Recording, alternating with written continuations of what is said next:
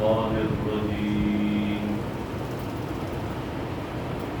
بسم الله الرحمن الرحيم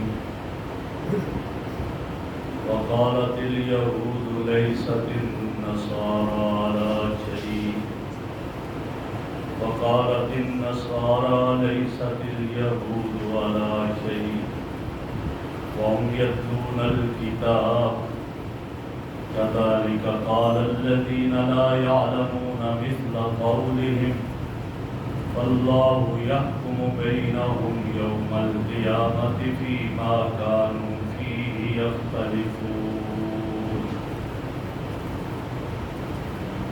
وقالت اليهود ليست النصارى على شيء اور یہودیوں نے کہا کہ نصرانی نہیں ہے کسی چیز پر. وقالت النصارى ليست اليهود على شيء اور نصرانیوں نے کہا کہ یہودی نہیں ہے کسی چیز پر. وهم يتلون الكتاب حالانکہ یہ دونوں کتاب پڑھتے ہیں اس کی تلاوت کرتے ہیں.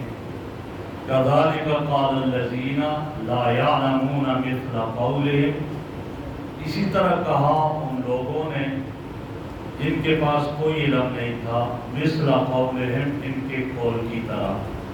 فاللہ یحکم بینہم یوم القیامہ اللہ ان کے درمیان فیصلہ فرمائیں گے قیامت کے دن فیما کانوا فیہ یختلفون اس چیز میں جس میں یہ اختلاف کرتے تھے.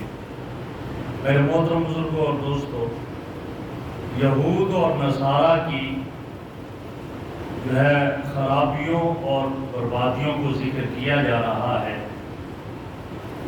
ایک گروہ یہودی تھا اور ایک نصرانی اور تیسرا مشرکین تھا. یہودی یہ کہتے تھے کہ ان کی آپس میں اختلاف کو بیان کیا جا رہا ہے اور آپس کی لڑائی کو بیان کیا جا رہا ہے. یہودی کہتے تھے کہ نصرانی حق پر نہیں ہے.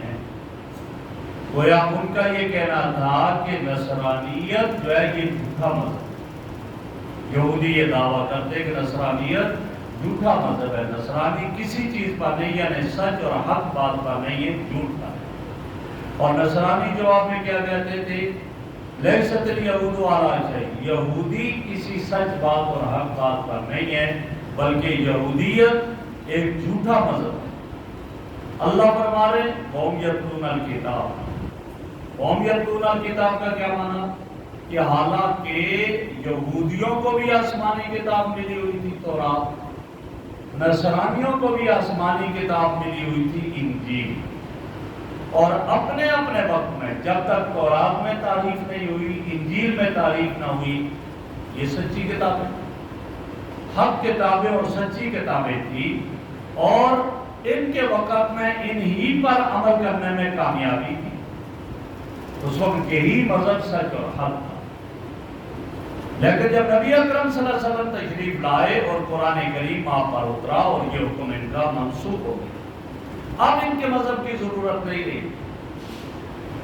کیوں ضرورت نہیں رہی؟ اس کی مثال بڑی پیاری تھی. فرمایا رات کا وقت ہے، ستارے بھی نکلے ہوتے ہیں، چاند بھی نکلا ہوتا ہے، ستاروں کی روشنی، چاند کی روشنی کی ضرورت ہوتی ہے. لیکن جب دن نکلتا ہے، سورج نکلتا ہے، تو اب چاند اور ستاروں کی روشنی کی ضرورت نہیں. فرمایا اسی طرح سارے انبیاء علیہ السلام، آدم علیہ السلام سے لے کر عیسیٰ علیہ السلام تک، یہ تمام انبیاء ستاروں اور چاند کی مانند تھے. اس وقت ان کی ضرورت تھی، اور جب نبی اکرم صلی اللہ علیہ وسلم تشریف لے آئے گویا آفتاب ہدایت، آفتاب نبوت طلوع ہو گیا. اور جب آفتاب نبوت طلوع ہو گیا اب چاند اور ستاروں کی ضرورت نہیں رہی، اب ان کی شریعت کی ضرورت نہیں رہی. لہذا اب صرف اور صرف اس کی روشنی ہوتی ہے چاند کی، اور اس کے مقابلے میں سورج کی، اس کے مقابلے میں چاند اور ستاروں کی روشنی نظر نہیں آتی.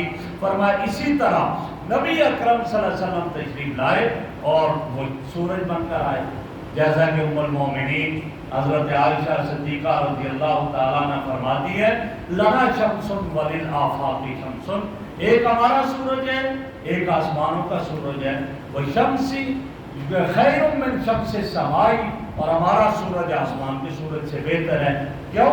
آسمان کا سورج فإن الشمس تطلع بعد فجر، وہ فجر کے بعد طلوع ہوتا ہے. والشمس تطلع بعد العشاء، اور میرا سورج اس وقت طلوع ہوتا ہے عشاء کے بعد، جب ہر طرف اندھیرا چھا جائے تو اس وقت اس کی کرنیں پھوٹتی اور اس کی روشنی. تو آپ صلی اللہ علیہ وسلم جب تشریف لے آئے، آفتاب بن کر آئے، اب چاند سورج کی ضرورت، ستاروں کی ضرورت نہیں رہی. آپ آئے، پہلی شریعتوں کی ضرورت نہیں رہی. اب پہلی شریعتیں جو تھی وہ منسوخ ہو گئی. لیکن اللہ فرما رہے ہیں کہ یا یہودیوں نے عیسائیوں کا انکار کیا، عیسائیوں نے یہودیوں کا انکار کیا، یہودیوں نے عیسائیوں کو کہا کہ یہ غلط ہے، گمراہ ہیں، یہ حق پر نہیں ہے، یہ جھوٹے ہیں. اور یہودیوں نے عیسائیوں اور عیسائیوں نے یہودیوں کا کہا. اللہ فرما رہے ہیں یہ سب کچھ انہوں نے جو کہا ہے یہ کس وجہ سے ایک دوسرے کے مذہب کو ضد، ہٹ درمی اور عناد کی وجہ سے انہوں نے ایک دوسرے کے مذہب کو جھوٹا کہہ دیا. ورنہ اس وقت تک تو عیسائیت بھی صحیح مذہب تھا، یہودیت بھی صحیح مذہب تھا، لیکن انہوں نے ضد اور ہٹ درمی اور عناد کی وجہ سے یہ کہا. اور ان کو دیکھ کر، یہود اور نصارہ کو دیکھ کر فرمایا کہ قال الذین لا یعلمون مثل قولہم، مشرکین کو کہا گیا کہ وہ کیا تھے؟ لا علم، ان کے پاس علم نہیں تھا، الٹریٹ تھے، وہ جاہل تھے. کیوں؟ ان کے پاس کوئی نبی نہیں آیا پڑھانے والا. حضرت اسماعیل علیہ السلام اور حضرت ابراہیم کے بعد ان کے پاس کوئی نبی نہیں آیا. اور کتنا فرمایا؟ 1500 سال تک کوئی نبی نہیں آیا. اور اس کے بعد امام الانبیاء صلی اللہ علیہ وسلم جب تشریف لائے تو یہ پہلے تو تھے ہدایت پر، بعد میں یہ بھی گمراہ ہو گئے سارے. اب گمراہ ہو گئے، ان کے پڑھانے والا کوئی نہیں، جاہل تھے. فرمایا انہوں نے بھی کہا مثل قولہم، انہی والوں کی طرح. انہوں نے کیا کہا؟ انہوں نے یہ کہا، مشرکین نے کہا بھائی یہ سارے غلط ہیں، یہودی بھی غلط، عیسائی بھی غلط، سارے غلط، صرف ہم سچے ہیں اور ہم حق پر ہیں اور ہم لوگ ٹھیک ہیں. یہ انہوں نے کہا کہ بالکل ہم ٹھیک ہے. اللہ فرما رہے فاللہ یحکم بینہم یوم القیامہ، اللہ قیامت کے دن فیصلہ کریں ان کے درمیان. یہ تو کہہ رہے ہم سچے ہیں، وہ کہہ رہے ہم سچے ہیں، وہ کہہ رہے ہم سچے ہیں. فرمایا اللہ ان کے درمیان فیصلہ فرمائیں گے اور وہ فیصلہ عملی فیصلہ ہوگا. وہ عملی طور پر فیصلہ ہوگا قیامت کے دن کہ جو سچے ہیں وہ جنت میں چلے جائیں گے اور جو جھوٹے ہیں وہ جہنم میں چلے جائیں گے. عملی طور پر اللہ انہیں کہے گا جنت ہی دیکھیں گے، کہا جائے گا یہ سچے ہیں. جو جہنم میں گئے کہا جائے گا یہ جھوٹے ہیں، یہ دوزخ میں گئے. ورنہ اگر فرمایا کہ دلائل کے اعتبار سے تو فیصلہ ہو چکا تھا، اور فیصلہ کیا تھا؟ حق کیا ہے اور باطل کیا ہے. وہ تو اسلام حق ہے اور باقی سب یہ باطل تھے، یہ تو فیصلہ ہو چکا تھا. لیکن عناد کی وجہ سے انہوں نے کیا کہا کہ ایک دوسرے کو اس طرح کہا. اور اس کے بعد آگے فرمایا کہ یہ اس وقت اللہ فیصلہ فرمائیں گے قیامت کے دن فیما کانوا فیہ یختلفون، جس کے بارے میں یہ اختلاف کیا کرتے تھے. آگے ارشاد فرمایا ومن اظلم ممن منع مساجد اللہ، اس سے بڑا ظالم کون ہو سکتا ہے جو اللہ کی مسجدوں سے، اللہ کے گھروں سے روکے ان یذکر فی اسمہ، کہ اس میں اللہ کا نام لیا جائے، اللہ کا ذکر کیا جائے، نماز پڑھی جائے، عبادت کی جائے، اس سے روکے.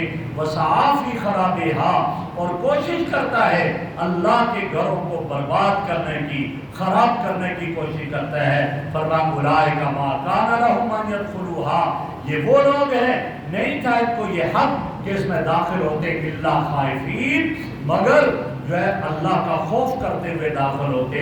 لیکن ایسا نہیں کیا.